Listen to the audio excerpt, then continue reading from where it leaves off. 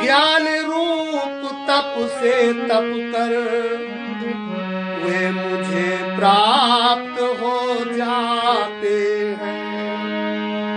भगवान कहते हैं कि मैं उसे यानी उस प्राणी को, जो प्राणी मेरा अतिशय प्रेमी है, भगवान के ही चरणों में जिसकी प्रीत लगी हुई है, संसार से मुख मोड़ करके भगवान में लगा दिया, और भगवान में जो प्राणी अतिशय प्रेमी हो करके भगवान के आश्रय हो जाता है, यानी परमात्मा के अतिरिक्त और किसी का आश्रय न हो।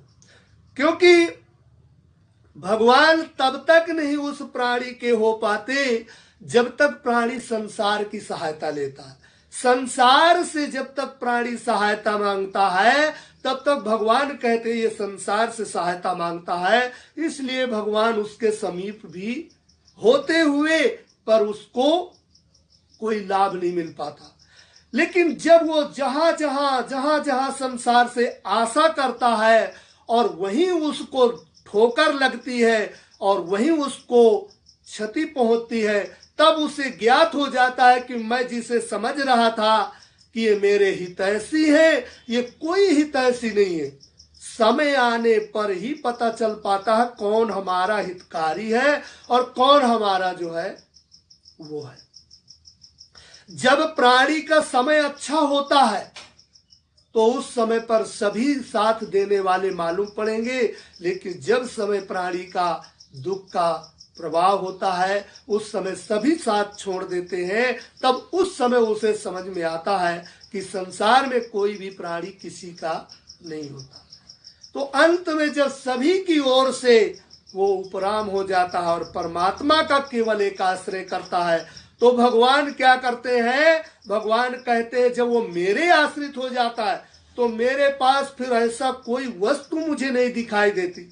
यहाँ तक कि पूरे पृथ्वी का राज्य दे दूं तब भी उसको कम पड़ेगा, यानी मैं उसे कम समझता हूँ।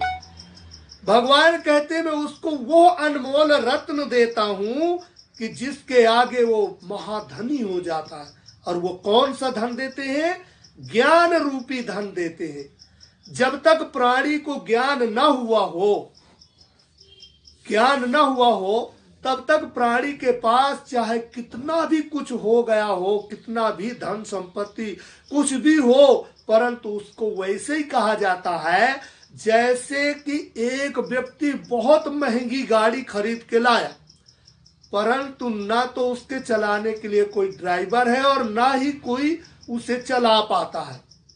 तो वो गाड़ी किस काम की है, वो ला करके खड़ी कर देंगे, खड़ी रहेगी, कोई काम की नहीं। इसी प्रकार से संसार में जितना जो कुछ भी है ये सब जो है बिना ज्ञान के सब बेकार है। इसलिए बतलाया गया है कि भगवान वो अनमोल रत्न दे देते हैं उसे, और जब अनमोल रत्न दे देते हैं तो उस अनमोल रत्न को प्राप्त होकर के वो प्राणी संसार सागर से पार हो जाता है।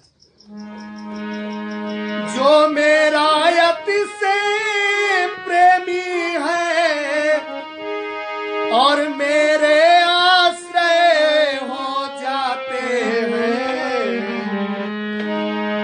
वो ज्ञान रूप तप से तप कर मुझे प्राप्त हो जाते हैं।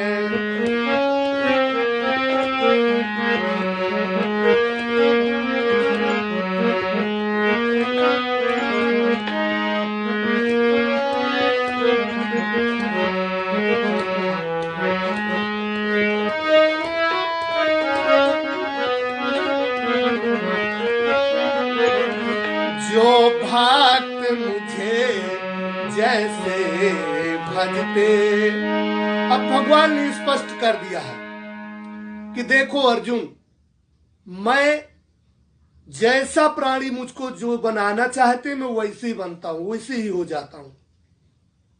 एक दर्जी यानी टेलर के पास कपड़ा लेकर के जाओ तो जो कुछ उस कपड़े का बनवाना चाहेंगे वो उस पर निर्भर करता है दर्जी के कलाकारी पर।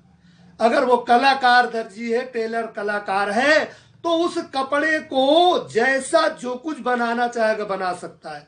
इसी तरह वो परमात्मा है, अगर प्राणी के अंदर भक्ति भाव और सही श्रद्धा हो तो भगवान को जो कुछ भी बनाना चाहे, चाहे सखा बना ले, चाहे मित्र बना ले, चाहे नौकर बना ले, वे जो कुछ भी बनाना चाहे भगवान उसके आगे बनने के लिए तैयार है। पर अंतर इतना है कि उसके अंदर जब कलाकारी, जैसे टेलर के पास कलाकारी होती तो कपड़े को कुछ भी बना सकता है, ऐसे ही उस प्राणी के अंदर जब भक्ति भावना होती है तो परमात्मा को कुछ भी बना सकता है। तो भगवान कहते हैं कि देखो अर्जुन, मेरा कोई निश्चय नहीं कि मैं किस प्रकार से और किसको कैसे क्या करूंगा। मैं जैसा जो कोई प्राणी जिस प्रकार से मुझको भजता है, बस मैं वैसे ही वैसे उसको भजता हूं, इसमें कोई अंतर नहीं। स्पष्ट कर दिया भगवान ने।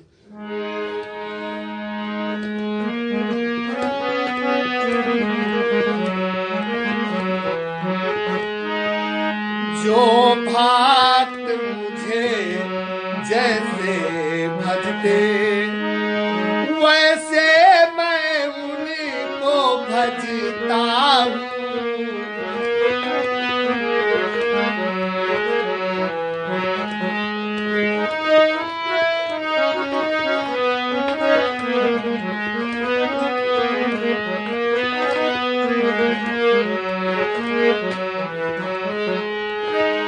जो भक्त मुझे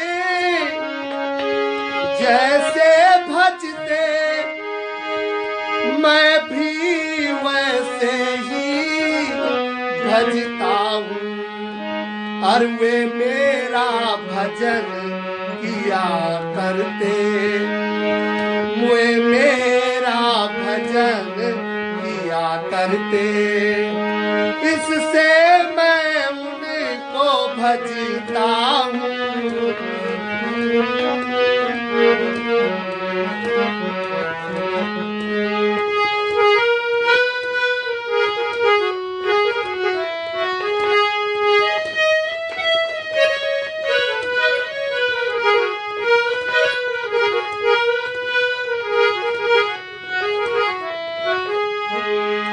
भगवान कहते हैं कि अर्जुन, जिस प्रकार से जो प्राणी मुझे भजता है मैं भी उनको वैसे ही भजता हूं। यदि वो मेरे लिए पूरी तरह से अर्पण हो जाता है तो फिर मैं भी अपनी ईश्वरता को छोड़ करके उसके सामने नौकर बन जाता हूं उसका। लेकिन जब वो प्राणी अपनी ठाठ दिखाता है तो फिर मैं अपनी ठाठ अलग से दिखाता हूं। फिर वो कहता है, उसके लिए अनेक प्रयत्न करने पर भी वो मुझे प्राप्त नहीं कर पाता। भगवान कहते, जितने सहज भाव से सरलता से प्राणी मेरी तरफ आने का प्रयत्न करता है वैसे ही मैं भी उनके लिए तैयार रहता हूं।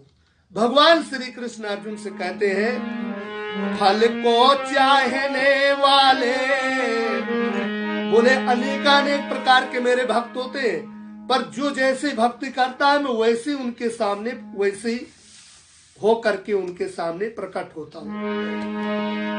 फल के चाहने वाले नर देवों का पूजन करते हैं, उनसे सिद्धि शीघ्र मिल जाती है, इससे उनका पूजन करते हैं। सब अपने अपने अनुसार से पूजन करते हैं। कोई कोई देवता की पूजा करता है, कोई प्रेत की पूजा करता है, कोई भूत की पूजा करता है, कोई जो है अन्य देवताओं की पूजा करता है। सब जो जिसकी जिस प्रकार से पूजा करता है वो अपने अपने कामनाओं के अनुसार से पूजन करते हैं, क्योंकि अन्य जितने भी वो है देवता उनकी पूजन करके उन्हें शीघ्र ही सिद्धता प्राप्त हो जाती है, इसलिए वो उनका पूजन करते हैं। हे अर्जुन, ये जितने भी देवता हैं अलग अलग, जितने जो जिसको जैसा पूजन करता है वो उसी को प्राप्त होता है। ये कथा और आगे विस्तार से और आगे आएगी, लेकिन अभी शार्ट रूप में ही इसमें कहा जा सकता है कि जो प्राणी जिसको भजता है, सीधा कर दिया भगवान ने पूरी शब्दों को, कि जो प्राणी जिसको भी भजता है वो प्राणी उसी को प्राप्त होता है। अगर वो प्राणी भगवान का स्मरण करता है तो एक